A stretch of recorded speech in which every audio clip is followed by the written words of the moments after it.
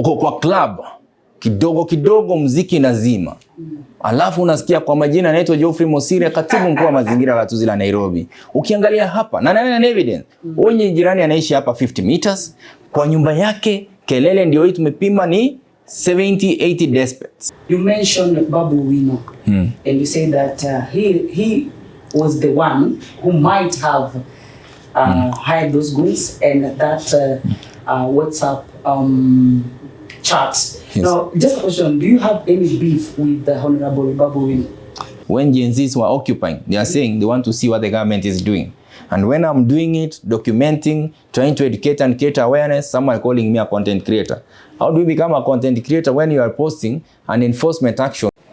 VP, wadau, another beautiful day to celebrate. Welcome to Banja with Katela Macy, where you get it raw and real. And today we are having one of the trending top government officials.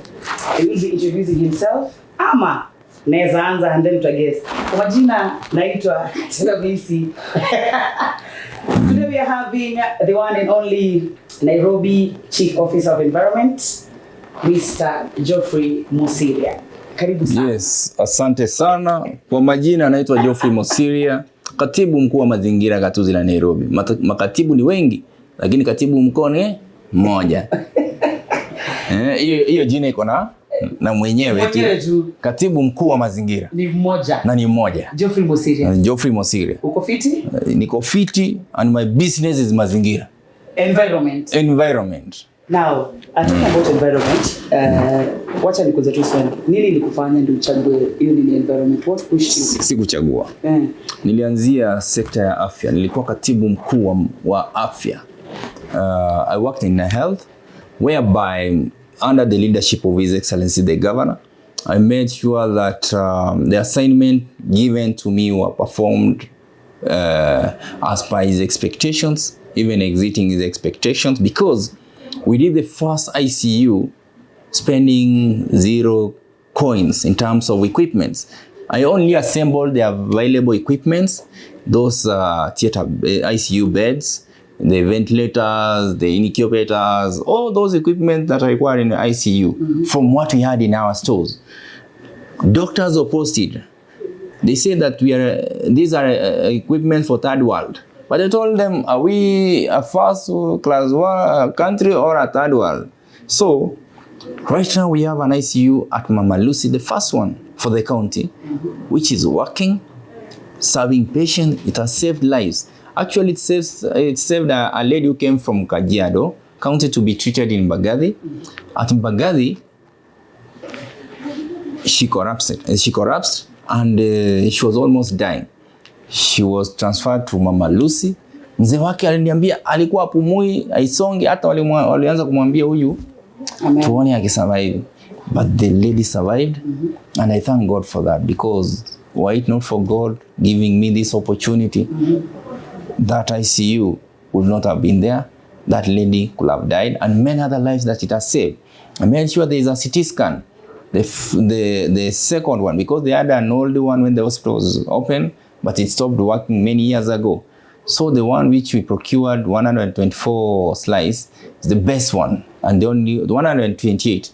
And the first one and the only one I think in the country. We are the first one to install that one. Kenyatta has 64 slice. And in Mbagathi we did the same. We did the first neonatal intensive care unit at Mbagathi.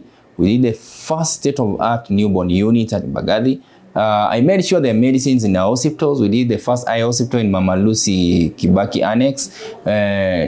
First neonatal intensive, second at neonatal intensive care at Mama Lucy. Second kidney dialysis center at Mama Lucy. PICO at Mama Lucy. Dental unit at Mama Lucy. At Mutuini we did first dental unit that is serving the residents of Mutuini. First theater that is operating. X-ray. There's so many things we did in health. That's when the governor told me this energy I need in the environment. By his own wisdom, he brought me to environment. When I came to this department, I'm not an environmentalist by study, but I was born an environmentalist. Everyone is an environmentalist. So I said, I don't need to go to an environment class to to understand that noise pollution is an issue in our estates. So I started dealing with noise pollution. That's when most of you knew me. Uko kwa club, kidogo kidogo mziki nazima. Alafu unasikia kwa majina naitwa Geoffrey Mosiria, katibu mkuu wa mazingira ya gatuzi la Nairobi. Ukiangalia hapa na evidence, onye jirani anaishi hapa 50 meters, kwa nyumba yake kelele ndio hii tumepima ni 70-80 decibels. Hakuna mtoto mdogo ambaye ni mgonjwa. Yeye mwenyewe ni mgonjwa kwa nyumba hawezi kulala. Alafu mwenye baa anapiga kelele, akiulizwa anasema ameajiri watu 10 wanatafuta unga, ikisimamishwa ndio afanye soundproofing watapoteza kazi. But anasahau hiyo estate yote kuna watu zaidi ya 500 ambao hawalali usiku mzima. So most of these bars are operating with impunity. They are licensed as bars and restaurants, but they are operating as nightclubs. During the day is a restaurant and a bar. At night is a disco. Neighbors are suffering. They cannot sleep. Why do you have to disturb almost 5,000 people just because you want to earn a living out of that business? Why you have only 10 employees or 20 employees? Does it mean by you creating employment is a justification to disturb those around you? We must coexist. We must make sure that the bar and the residents coexist. It doesn't matter who found the other one there. Now, Chief, talking about noise pollution, there has been a discussion on social media and it has brought a lot of controversial opinions. You say these nightclubs, maybe churches, but you find kuna nightclubs ambazo zimekaa sana. Like kuna moja ulienda kufunga Outer Ring. There is a club there nimesahau jina yake. And then watu wakasema that club has been there. Egesa. Not Egesa, Egesa is moja. Hiyo iko Outer Ring. Pipeline. Ile a strip. A strip club. Kuna Emirates. There's so many. Yeah, what happened is this. So what about this one? They said hiyo club imekaa hapo for so long. Hata kuna nyumba zimejengwa hiyo club ikiwa hapo. So the question that people asking is how about before they open this place they go for a license? Mbona wanafungua club wanapewa license if they know wako kwa residential? Why do you issue licenses? What's happening is this. Those are not nightclubs. They are bars and restaurants. A bar should not operate beyond 11 p.m. It opens around 10 a.m. They sell their food, their beer without music or with low music within the premises until 11 p.m. Now that's when the patrons should go outside to CBD, where nightclubs are licensed, to zone areas in parts of Westlands, some parts of Langata Road, some parts of Ngong Road, and the other parts within the county. There are those areas zoned for nightclubs. But now you find the owners of these bars, they are operating with impunity. They convert a bar to a nightclub. Then they play loud music. Even the neighbors who live there, they don't go to that bar because it's a nuisance to them. The people who go to enjoy there, they come from Thika Road, maybe like the one for Pipeline, maybe they come from Ruai, they come from Kilimani, they come from Kawangware, they come from Dandora, just to go and enjoy there. Especially your show was for reggae. Yeah. Yes. Au mavijana na nawajua wengi wanakuanga kwa environment wanafanyanga maneno ya tako. Yeah. Wakimaliza hao ndio wamejaa kule. Wametoka hapo waishi hapo. Wametoka mbali sana na sijui mobilization yao wanafanyanga aje hasa wa reggae. Hapana na vijana wametoka kofia amevaa hivi ina kama pangare. Inaitwa zi. Unaona mtu unaona tumutu tu nje. Alafu wanatembeanga kama there's a certain walking kuna certain walking style. Alafu trousers imejiadjust hivi. Mfuko mmoja kwa juu ingine iko chini. Alafu ukiona but uzuri sijaiona wakibia mtu, ni vijana wazuri. So just to make it clear, when those people come to that club, they enjoy there, but the neighbors are suffering. Okay. And when you switch off, they are complaining that that bar has been there. It was not put there for many years to disturb neighbors. Nairobi is growing, the population is growing. Where that bar was put, if it's commercial within that area, but there are neighbors around who are residents, they have to sleep. So I was to ensure that people sleep. Not only that, we have also church. church in the middle of the estate, especially in areas like Landimawe, where people owns mabati houses because of their low income.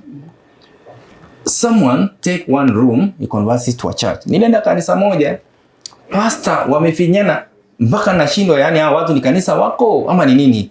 Watu wamefinyana, huyu mwanamke ni kama battery za radio. Unaona vile zinafuatananga hivi? Ama matofali venye imepangwa. Yani watu wamefuatana hivyo. Alafu huko ndani hata kupumua ni shida. Ile kelele iko hapo. Mtu tu hapo na space ya kumove kidogo ni pastor. Na ule mwenye anawaimbisha. Alafu wanapiga kelele. Neighbors wakiwaambia wanasema nyinyi ni shetani, hampendi Mungu. Pepo mbaya ishindwe. So they are using the trick ya pepo mbaya kuumiza watu ati ni shetani wasi oppose gospel. But again, when I read the Bible, go to Matthew chapter 6 verse 6 ukiendelea. Inakwambia if you want to pray, unaenda ujifungie kwa room, muombe pole pole. Hata wanaweza jifungia waombe na waombea majirani. Mungu awaokoa, analeta kwa kanisa ipanuke, ikuwe kubwa. Okay. You know what they believe is? You know, there are people who have established themselves in the gospel and doing good work like Apostle Nganga. Sijaipata complain yake ya noise because where his church is in CBD. Yeah. Some are inspired by maybe Ezekiel, apart from kuna kanisa yake moja iko pale Pipeline pia inasumbua sana. Award pia sijapata kelele complain zake sana. But these are some of the bishops and apostles who are organized, who mind about their neighbor. But why do you have to set that church there making noise that you want to attract more believers to come? Wezi nipigia kelele kwa nyumba yangu nikuja kwa kanisa yako na siwezi lala. Imagine mtu akona mtoto mdogo amezaliwa. Umeipata mtoto? Isi mzazi. Wakati unalea huyo mtoto, kakelele tu kidogo amuke atalala. Na nguvu sana. Not only the church, hata mosque pia. Wameweka megaphones. Inapiga kelele. Hata vile umekuja hapa kuna kanisa iko hapa kando pia wanapiga ring bell ya kuita watu kwenda maombi. Inapigwa niko hata ukiwa hata Zoom meeting huwezi fanya. Ukiwa na watu kwa ofisi huwezi fanya. So do they expect us to soundproof, or they should be the one to make sure if you have to call for your believers? Hizi miaka zote wamewaita wamezoea. Sasa wacha waweke alarm. Sasa kila mtu akona digital phones. Set your alarm, inakuonyesha ikifika 1 you have to go for prayers. The same should apply for the mosque if your neighbors are not happy with your noise. Because you find most of your neighbors, if they are Christians, just don't disturb them. Your megaphone, you turn it within the mosque so that your neighbors are able to sleep. I'm not against the gospel. I'm not against the mosque. I'm not against the word of God. I'm a Christian, I'm a believer. And where I am is because of the power of God. But I believe that God is a God of order. God is not a noise maker. Jesus came to the world to save us. He never made noise. He was not a noise maker. Jesus never shouted. Jesus was very humble. Unaonanga venye mafadha wa Catholic wanaongeanga. Yesu awe nawe. Pia nawe. Unaonanga venye inakuanga pole pole mzuri, polite. Lakini wengine unasikia, "Mapepa ya vita." Yaani ni kama watu wako vita nyingine ishi. So sometimes you ask, is that Jesus alikuwa very humble? Unajua, sometimes I don't know kama hizo movie na Biblia inatuonyesha Yesu alikuwa mpole, alikuwa humble, hakuharasi mtu, apart from wale walifanya nyumba ya kanisa ikuwe kama nini.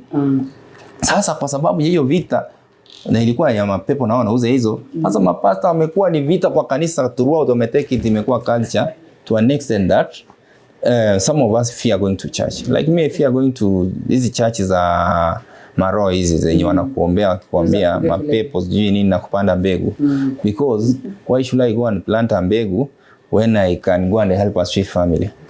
Why should I go mahali unataka uniguze nianguke? Mimi nimeiguzwa nikashindwa kuanguka just because it's in the name of gospel, while the neighbors are suffering with that need. Ati pepo toka, anguka.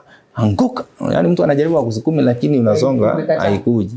Uliona Goliath wa Bungoma alipewa 20k na kanyari anguka. Akakataa. Yake ilibidi adunde sababu alikuwa ni aliambiwa. Ameshapa tu kitu. Now, there was a trending video of you, I think the last week with the hawkers women. It trended and it brought mixed reaction. kwa watu wengine wanasema wacha kina mama, huyu ni mama anatafuta unga, akona mtoto. But on the other hand, kuna watu wanasema he's doing a good job, he's trying to clean Nairobi ile motion Nairobi has to, let's make Nairobi work. Now just a quick one, you yourself, you're very calm. How do you handle criticism or public pressure? First, I want to say that I've forgiven those mamas. There were around 3-4 ladies. They were shouting, and it seemed they were sent there.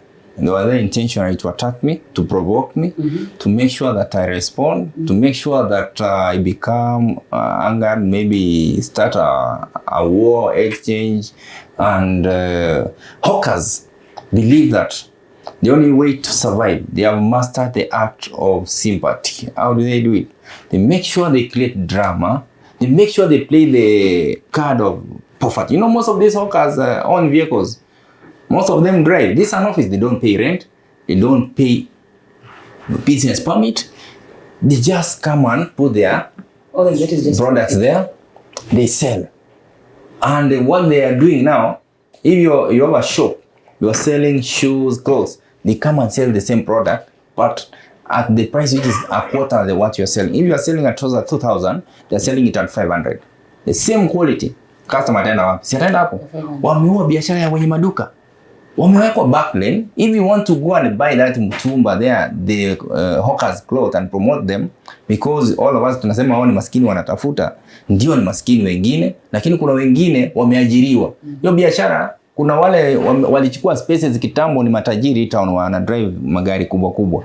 Mtu anakuja na park gari yake hapa, anaanza kuhawk. Is that a poor man? So tumetumia ikadi ya poverty. We trying to glorify poverty, that poverty is a ticket for you to commit crime. That if you are poor, you can go and kill a rich man and take away his money just because you want to survive and committing a crime. You know, people want to use that card that if you are poor, you can just go and block the walkway, urinate within CBD, go for a long call within CBD, and the life goes on. If you are poor, you can go and steal the manhole cover, forgetting that someone will break his leg when walking without noticing the manhole is open.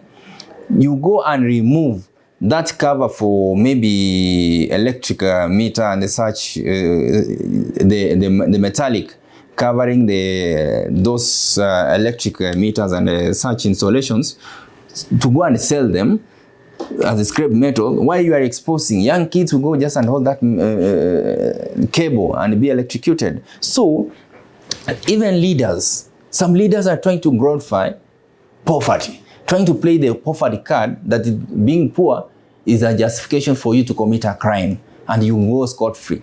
So we have lived in a culture where people are committing crime and they just walk away because they are poor. You just say forgive him because he can't pay cash bill. Someone, because he's poor, he can come and dump garbage. It's a street family. He has been paid.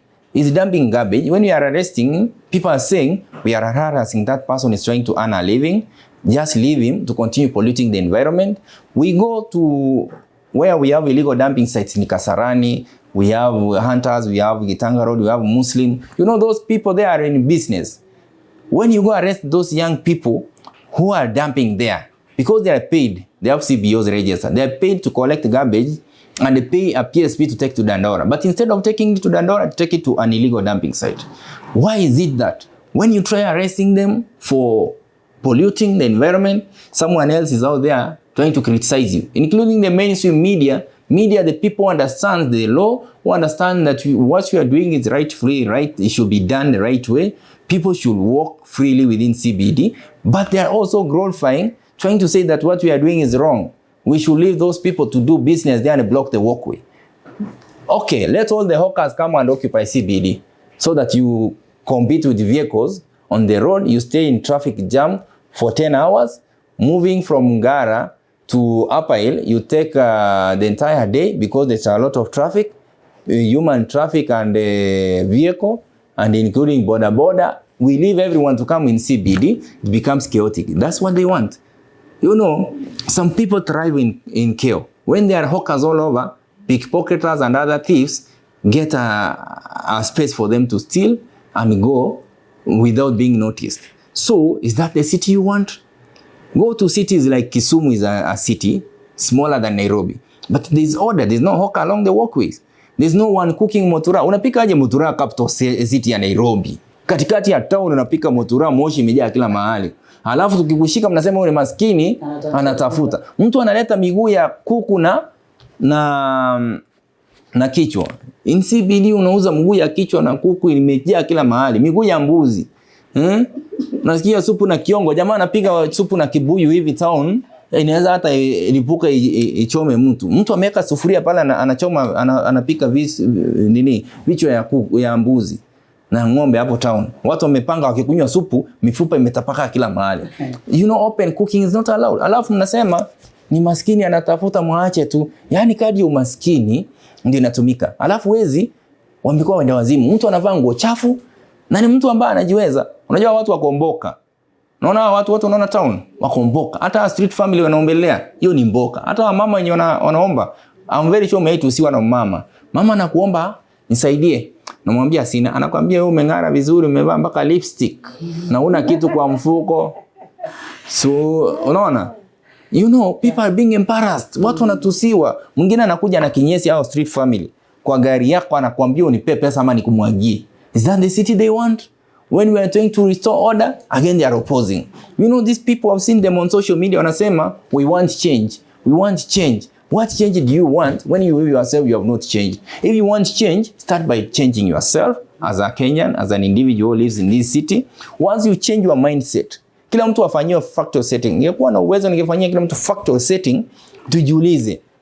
Nikiwa mdogo nilikuwa najua lazima upande mti na ule huo mti kwa sababu ndio unafanya hewa iwe safi. Usifungulie siwe jingie mahali watoto wanachezea environment. But now you will find a landlord is a professor in the great university of UON ama JKUAT ama KU. Hata si Kombwera college hapa. But this professor amejenga nyumba mzuri. Sewage badala apeleke kwa sewer system hata kama when you ama aeke digest ama septic. Anatoa hiyo sewage inaenda kwa kiwanja mahali inaelekea kwa mto. Is that the city you want? Tukishika huyo mtu nasema akimsamea. Yaani tuko na ile kadi ya huruma, tumeishi kwa ile culture ya kunyanyaswa, ya kufinyiliwa in rotten systems. When you see people trying to fix the systems, you start opposing. For how long are we going to live like that? A time has come we need to change. A time has come we need to see things in a different way. Tubadilishe lensi ya macho, tuende tuangaliwe macho pale Mama Lucy wala umuone vizuri na akili pia iende iangaliwe kidogo. Unajua hata madhara unaweza enda uangaliwe uone kama ni hii kitu napinga mzuri, mimi ndio mgonjwa ama ni mazingira nimeishi. Yaani tuangaliwe, tujipige msasa. There was a question ambayo watu walikuwa wanauliza sana. Mnatoa hawkers CBD waende wapi? Now there was a time msema wale wa Mudhuru waende Kangundo Road, the market that's along Kangundo Road. But wanasema wote hawezi toshea Kangundo Road. Let me tell you. Or in this Nairobi mkiwatoa hapa si watu wanaenda Kangundo. Can I tell you? I answer you on that. Mkiwatoa can I answer you on that? Yes. You know, our markets are empty. Wakimbia uende Kangundo market, the market iko na almost 3 floors na ina watu. They can fit in the market. Hata hapo nje they can still hawk if they want to hawk. You know, a hawker needs like 2 meters. They can fit all of them there. Kalindini market, it's open. They can fit there. We have markets in the estates. They can all fit there. They just want to come in CBD because it's a culture that has been developed over years. And that's why they don't want to leave CBD. But there are also backlinks for hawkers. But you find one hawker, anaita mandugu yake kutoka Ocha, my cousins, sasa mmewachukulia. So you find the entire city is another market like Gikomba. You know the real hawkers, hata hawezi fika 1,000. Lakini we have more than almost 10,000 hawkers in CBD. Na watu wanakuja Nairobi kila siku wakuje kuhawk kwa sababu wanasema Nairobi unaweza hawk tu. From all over they are coming to Nairobi to create chaos. That's why even foreigners wakikuja, enda Kisii utapata Mrwanda akiuza chai.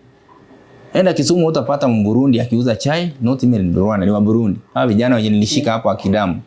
But why is it that in Nairobi is where they want to come, wakiuza na hizo disposable, they dump all over Sasa drainage systems zinafungwa za CBD, CBD ina flood kwa sababu drainage system imefungwa na ile uchafu ya hoka na ile uchafu ya foreigners wanafanya biashara na wameruhusiwa na ni vizuri, but hizo vikombe zao disposable ziko kila mahali. Zingia kwa drainage system Nairobi na flood because the problem we have created ourselves, and for us to solve it we must stop saying that this is a poor man, he should be allowed to break the law. Let also the poor man know that the law does not apply only for the rich people, it applies across the board even for the poor man. And let's stop this kind of seeking sympathy by saying that if you want people to sympathize with you, go play a card of being poor, they will all support you. When they see you trending with a kid, you know those kids they come with to hawk their hired kids. Mtu anahaya mtoto sababu akiwa na mtoto huwezi mshika. So unahurumia mtoto. Wengine wamehaya disability, wanakuja wanaweka kwa walkway wauze sababu disability haiwezi shikwa. Those are survival taxes for these people in Nairobi, but it's wrong. They have to do the right thing. This is your city. No one wants a dirty city. Everyone wants a clean city. You see? Yeah. When you provide them a solution, they don't want. Tukeka backlane mpaka ikajengwa. Wakakataa kuenda. Chokora wakaingia kwa infed. That's why natoa chokora na wale watu ambao wanasumbua. So that town iweze kuwa safi. Last week when the June 25th protest, we all know what happened. There was a lot of destruction. Yeah. There was a lot of looting. Gari likachomwa, and there was I know you talked about it, but it will be good if you talk about it on national TV. There was a leaked WhatsApp chat. I don't know if it was AI generated or something. That you and Honorable the governor and the PA. Yeah, that you're the one who had this good. And then Vijana mtaani, they say, you know this sign ya governor. So let me answer on that. So what do you have to say? Because a lot of people say that the looting and the burning of the vehicles was planned, and that these boys were paid, that these goons were paid. First I'll say for the young people, my number was shared all over. Walinisalimia, thank you. Salamu zenu zilifika. I received almost 150,000+. Mashilingi 10. Kuna wenye walikuwa tuma 50, wengine wanasahau ni shilingi anaweka, so it came na ilifika. Yeah. And I'm happy for those young people who shared and they greeted me. They followed with a text telling me you are doing good work, continue doing the good work. We even know that this screenshot is fabricated. First, WhatsApp group screenshot. It doesn't start with your name and 07. The standard format for WhatsApp group phone number, it starts with +254. Positive the code. Our code is +254. That screenshot was prepared somewhere in Embakasi East. And the bloggers, their screenshot leaked first. When their screenshot leaked by one of their bloggers who leaked it to the public, they created that one and sponsored it so that it counts as their screenshot. It was all reverse psychology. We know the originators of that screenshot. For those who chose to believe them, it is these people who are still being colonized by politicians who use you by paying you 2 shillings. You vote for them, they go and do nothing in terms of serving the people. I'm saying to the people, then the great people of Nairobi and Kenyans were watching, that screenshot was fabricated. We never hired any goon, and it was a reverse psychology. They wanted to destroy the dustbins which we had installed. I can't install dustbins procured using taxpayers' money, and I be the one destroying them. So they know they played. And whoever that is involved, action shall be taken, because investigations are ongoing and those culprits will soon be brought to book. But what I'm saying is this: the agencies are always peaceful. The people who bring chaos are those who invade those demos. Some of them are sent by politicians who don't want to see people working. Some people are threatened by the kind of work we are doing, trying to restore order in our city. So they believe that the only way for them to get into office or to come and unseat my boss, who is working so hard, is by hiring goons to destroy properties to make it look like it's not working. But what I want to say is this: already those young people believe on what we are doing, and the mature Kenyans and Nairobians who are seeing the good work we are doing, they always appreciate. I meet with people, they appreciate what we do. And many people appreciate how we do it and how we keep them informed. Because when Gen Zs were occupying, they are saying they want to see what the government is doing. And when I'm doing it, documenting, trying to educate and create awareness, someone calling me a content creator. How do you become a content creator when you are posting an enforcement action whereby someone had polluted the environment, it was found dumping, and we are trying to correct the mess and arresting that person? Is that being a content creator? It's just trying to educate people that if you are a thief, you will be caught the same way that one has been caught. Is it a content when you go and document someone discharging sewer to the environment where children are playing and arresting that person? This will serve as a message to those and a warning to those who are also discharging sewer that they'll soon be caught, to fix the sewer, to start fixing. Nairobi is big. I can't be everywhere. My team can't be everywhere. We don't have 7 million employees for environment to be in every person's house trying to tell them that this is wrong, this is right. But we have a social media platform where we can reach these million Nairobians and tell them that this is right, this is wrong, and this one was caught doing this kind of action, was arrested and prosecuted. So what I'm urging the city residents, please, for those who understand, don't listen to politicians. Support us as we serve you. Last week I was harassed, I was embarrassed, I was insulted. Nobody came out to support me. Not even the educated people, even the media itself, nobody took it upon himself to tell the people and the hawkers what you are doing is wrong. That's an officer who greeted you in the right way. I said, niliwasalimia na nikamwambia nawaomba kwa heshima muende backland mahali mmetengewa. They don't want to go to the backlands because they want to come at the frontage where they can sell with speed, go and bring another stock, make a lot of money. But they forget that for competition to be fair, they all have to go to the back lane, compete with others. Mm-hmm. You see, now those at the back lane, they believe that we have favored these ones who are operating at the walkways and blocking other people's shops. So for us to have order, sometimes you have to make some unpopular decisions which will yield good results. This is our city. We are the only people who can change it. And we can't change our city by saying that let the poor people break the law. Yeah, sure. Yes. Talk about these goons because whatever happened on June 25th was a little bit frustrating and devastating because we lost lives. And there was a time you came out and said that you mentioned Babu Wino. And you said that he was the one who might have hired those goons and that WhatsApp chat. Yes. Now, just a question, do you have any beef with the Honorable Babu Wino? Personally, after the campus, yes, we were opponents in campus. Okay. After I left, I forgot about campus. Okay. But with him, he came out here again. He knew I will not be anybody beyond campus. With him, and he always said he's the only person who can make it beyond campus. It's true he has made it as an MP, but that does not mean that others will also not make it. I may not be an MP, but I can make it in other lines like what I'm serving today. So he started attacking that I'm being sent to the bus to harass people. And ideally, I'm not harassing a person. I go with evidence, I document and I post for others to see and those breaking the law to know it's wrong.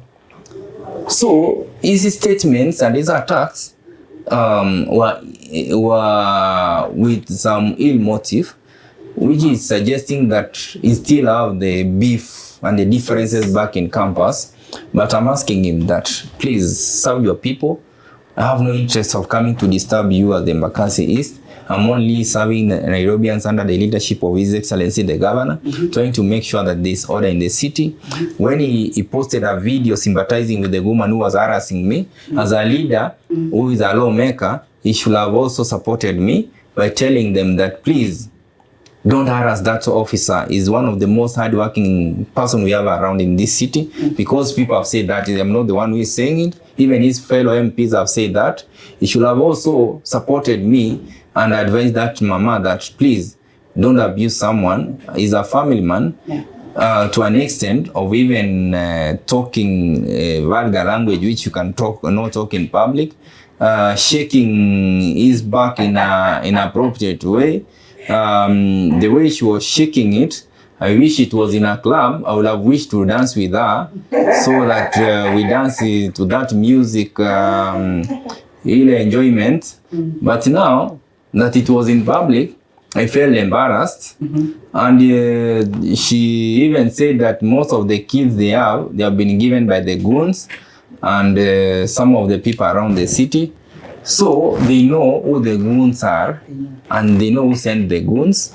And the goons, the chief goon sympathized with her and invited her with the kid to go and assist them.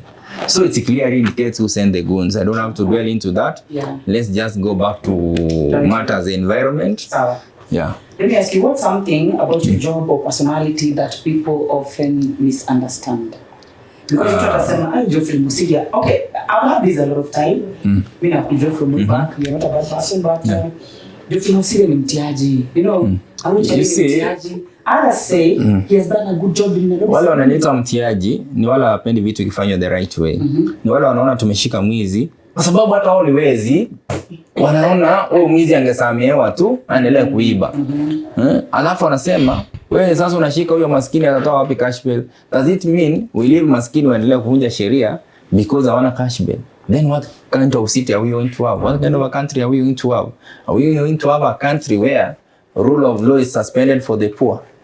Only the rich. The only thing I can do is to support my family, my kids, my wife, my house rent, and save a little to save these kids go back home in the streets. Sometimes I spend 2,000. Sometimes friends support. We just buy them uniform. Those who want to go back to school, those who want to be united, those who are sick, we help them go to the hospital. Sometimes we seek waiver. That's all I can afford. So does it mean I'm a rich man? I'm not a rich man. I'm only trying to do it because the little God has given me. He said you share and more will be added. So I believe what I'm doing, one day God will add more in a genuine way, not through back door or other ways. So that patching plan, they tried to compromise me. They even brought 2 million working with banks around here. Many people have worked with it and I've never taken. Some work with treated money, trying to fix me, but me don't take money. Why should I take your money and you expect me to serve you? You will compromise me. Yeah, sure. This hand that receive, it cannot come and take action. You compromise this hand, when you corrupt it, it will stay here in the pocket. It will never come to deal with you and people will suffer. So I'm a young person. I don't want curses. You know, some people suffer the curses where their parents committed evil. They subjected other people to torture and suffering. The kids will one day pay for it. Even generations to come will pay for it. I don't want that to happen to my kids. I want to have a generation that is blessed, which has eaten the hard hand sweat rather than cheap and soft money, which will compromise you for the rest of your life. Many people are suffering. This is a case of if you are a doctor, you run your private clinic and you work in government. You spend in government hospital 2 hours. In your clinic, you spend almost 10 hours. That money you get you never get rich. Me, I have experience because I work in the hospital setup. Most of those people, they drive those old vehicles. Not that they can't afford new vehicles, but because that money they get, their parents, their relatives, their kids are always sick. It all goes to treat them. Because you left someone in the hospital to die, where you should have served and given that service to humanity. So, when I say I don't want to be compromised, I have an experience, a huge experience in terms of how corruption can compromise you and make you suffer for the rest of your life. You can have cancer. You can have diseases which have no cure because of just taking someone's money to compromise the other person from receiving the rightful services. So what I'm saying, as a young person, I should lead by example. And the reason why I'm documenting is not that I'm a content creator. I'm only creating content to educate, and I don't want you to like and follow me. If you want, you can just watch and leave. But if you want to continue watching the content and getting educated, you can like and follow. So for those calling me content creator and they are already following me and they are saying that I'm looking for likes and views and they are already following me and viewing and they are getting the message, then do I qualify a content creator? I qualify a content creator because my content is educative. Not that one that is out to earn a living. Me, I don't earn a living by the content I'm creating. I'm only using it to educate, create awareness, and make people understand how environment should be handled. The moment I leave here, I go to another department, I'll start using the content for that department to continue educating the people, creating awareness, to make people understand that these services, you can always get them at any government facility for free or at this cost, without corruption, without being compromised. Now, we've seen you on your videos, unaenda mahali, get very bad reception, wengine wanakataa kufungua gate, wengine wanakutukana.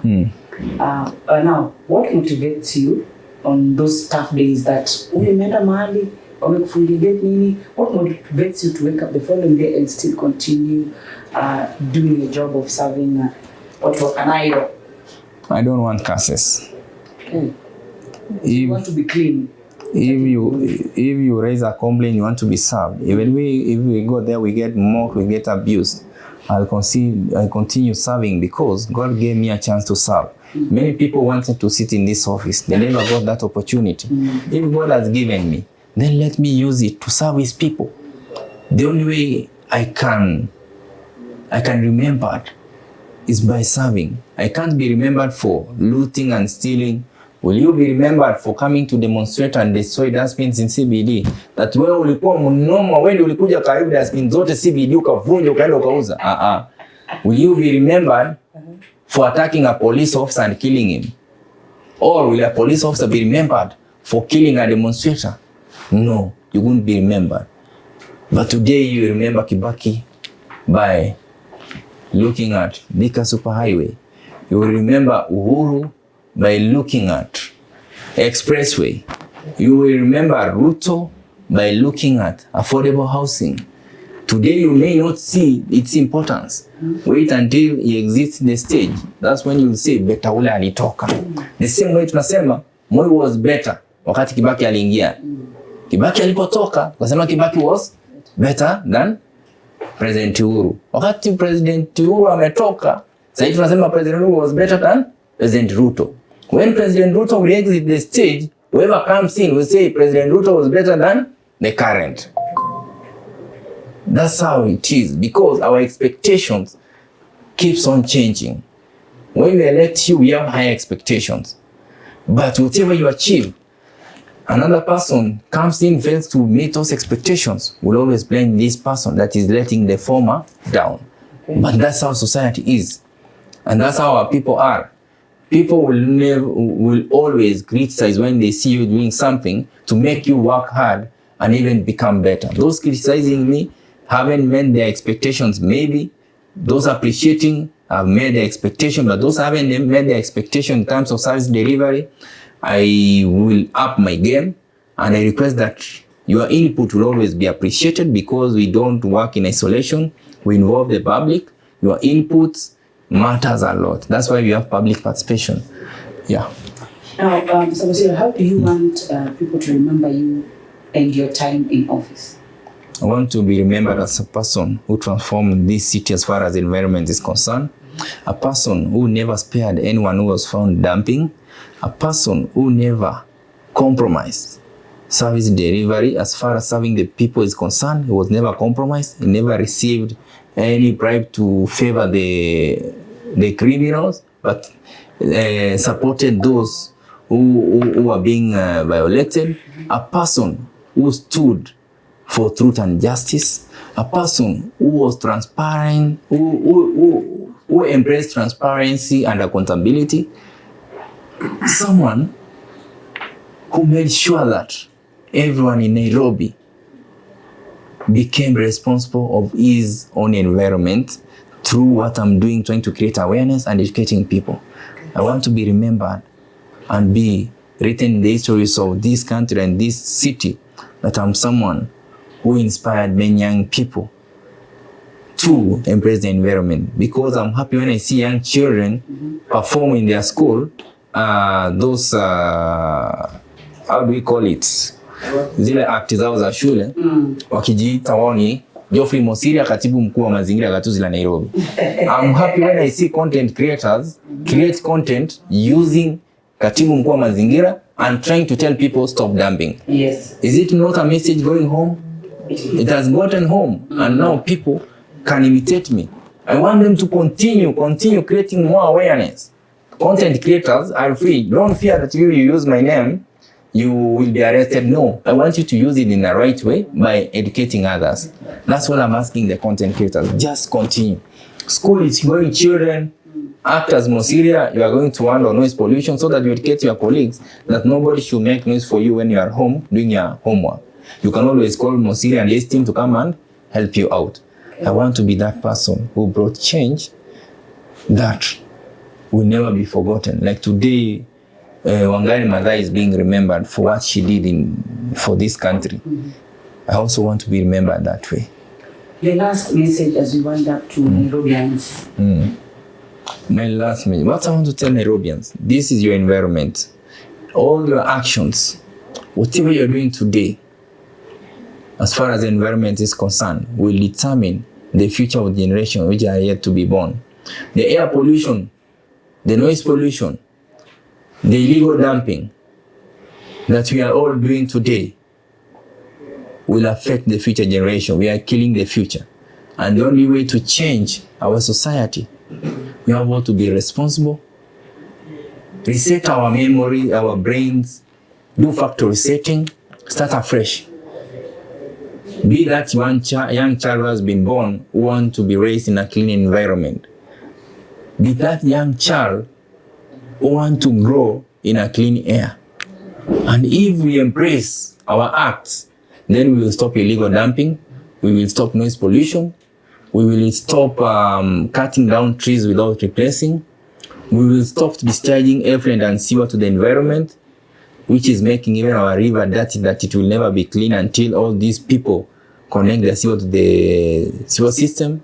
And we will have a clean city by all becoming responsible. So the bottom line is, let's be responsible and embrace our environment, love it like we love ourselves. Thank you, Chief. Ladies and gentlemen, that was Geoffrey Mosiria, Chief Officer, Environment, Nairobi County. And I've been Katela Macy, and this is Banja, where we get it real and raw. See you next episode.